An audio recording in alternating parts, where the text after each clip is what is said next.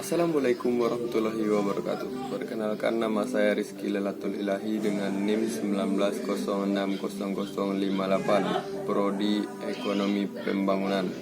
Baik, pada video kali ini saya akan menjelaskan tentang tugas pengantar ekonomi pembangunan dengan dosen pembimbing Bapak Dr. Alphonse Satrianto, SEME, yaitu tentang teori klasik dan teori Marxis. Teori klasik secara singkat dapat dijelaskan sebagai berikut. Kebijaksanaan pasar bebas. Ahli ekonomi klasik meyakini adanya perekonomian persaingan sempurna, pasar bebas yang secara otomatis bebas dari segala campur tangan pemerintah. Semua kaum klasik memandang pemumpukan modal sebagai kunci kemajuan. Karena itu mereka menekankan betapa penting arti tabungan dalam jumlah yang besar.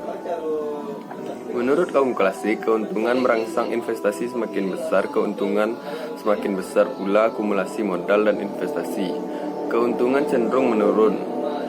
Keuntungan tidak akan naik secara terus-menerus, namun cenderung menurun apabila persaingan untuk menghimpun modal antar kapitalis meningkat. Keadaan stasioner. Semua ahli ekonomi klasik meramalkan timbulnya keadaan stasioner pada akhir proses pemumpukan modal. Sekali keuntungan mulai menurun, proses ini akan berlangsung secara terus-menerus sampai keuntungan menjadi nol. Pertumbuhan penduduk dan pemumpukan modal terhenti, dan tingkat upah mencapai tingkat kebutuhan hidup minimal. Dalam model klasik, hasil akhir pembangunan kapitalis adalah stagnansi, dan stagnansi terjadi karena kecenderungan alamiah keuntungan untuk menurun dan sebagai konsekuensi lemahnya pemumpukan modal. Jika hal ini terjadi, pemumpukan modal berhenti dan keadaan stasioner pun terjadi. Karl Marx, pengarang Das Kapital, adalah salah satu dari segelintir orang yang termasuk dalam sejarah yang melalui ajarannya telah memperankan ratusan juta umat manusia. Ia dinobatkan sebagai sang nabi dan dapat dijajarkan dengan Kristus dan Muhammad jika dinilai dari jumlah para pengikutnya. Marxisme adalah agama. Marx meramalkan keruntuhan kapitalisme secara tak terelakkan, dan atas dasar ramalan inilah komunisme mendirikan bangunan besarnya.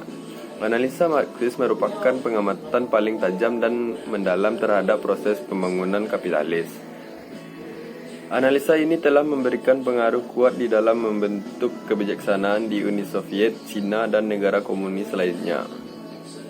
Marx menyumbang kepada teori pembangunan ekonomi dalam 3 hal, yaitu dalam arti luas memberikan penafsiran sejarah dari sudut ekonomi, dalam arti sempit merinci kekuatan yang mendorong perkembangan kapitalis, dan terakhir menawarkan jalan alternatif tentang pembangunan ekonomi terencana. Penafsiran sejarah secara materialistik. Penafsiran secara materialistik terhadap sejarah yang mencoba untuk memperlihatkan bahwa semua peristiwa sejarah adalah hasil perjuangan ekonomi yang terus-menerus, di antaranya cara produksi dan hubungan produksi. Hubungan produksi berhubungan dengan struktur kelas masyarakat yang ditandai secara khas oleh komponen berikut. 1. Organisasi.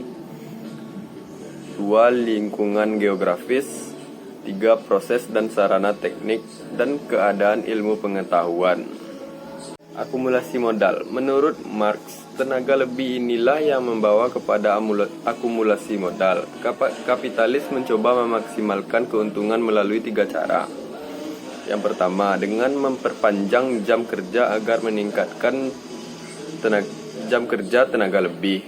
2. Dengan mengurangi jumlah jam yang diperlukan untuk menghasilkan makanan buruh. 3. Dengan meningkatkan tenaga, yaitu meningkatkan produktivitas tenaga kerja. Dari ketiga cara tersebut, menurut Marx, peningkatan produktivitas kerja adalah pilihan kapitalis yang paling mungkin karena 2 cara lainnya, yaitu memperpanjang jam kerja dan pengurangan upah. Krisis kapitalis. Untuk mencegah kecenderungan menurunnya tingkat keuntungan ini, para kapitalis menaikkan tingkat eksploitasi dengan jalan mengurangi upah, memperpanjang hari kerja, dan dengan meningkatkan kecepatan dan sebagainya. Pada saat mesin menggantikan manusia, konsumsi akan menurun dan barisan cadangan industrial akan semakin banyak. Kebangkrutan terjadi. Masing-masing kapitalis mencoba untuk menurunkan harga barang di pasar, dan dalam proses itu perusahaan kecil berguguran. Dan mulailah apa yang disebut dengan krisis kapitalis. Penilaian kritis. Teori Marx dikritik pedas oleh para penentangnya karena beberapa alasan. 1. Nilai lebih tidak realistis. Keseluruhan analisa Marx dibentuk berdasarkan teori nilai lebih, tetapi dalam kenyataannya kita tidak berhubungan dengan nilai tetapi dengan harga yang berwujud dan nyata. 2. Marx nabi palsu. Marx ternyata seorang peramal palsu. Masyarakat sosialis memang telah lahir, tetapi evolusinya tidak sesuai dengan yang digariskan Marx.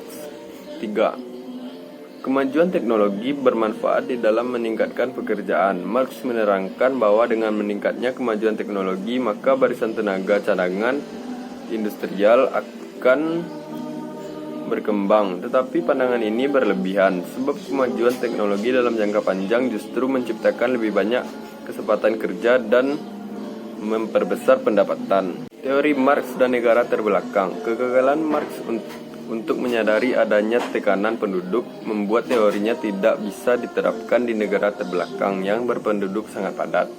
Di negara terbelakang yang sampai kini di bawah pemerintah kolonial, tenaga buruh dieksploitasi demi keuntungan negara penjajah. Mungkin hanya itu yang dapat saya sampaikan. Atas perhatiannya saya ucapkan terima kasih. Assalamualaikum warahmatullahi wabarakatuh.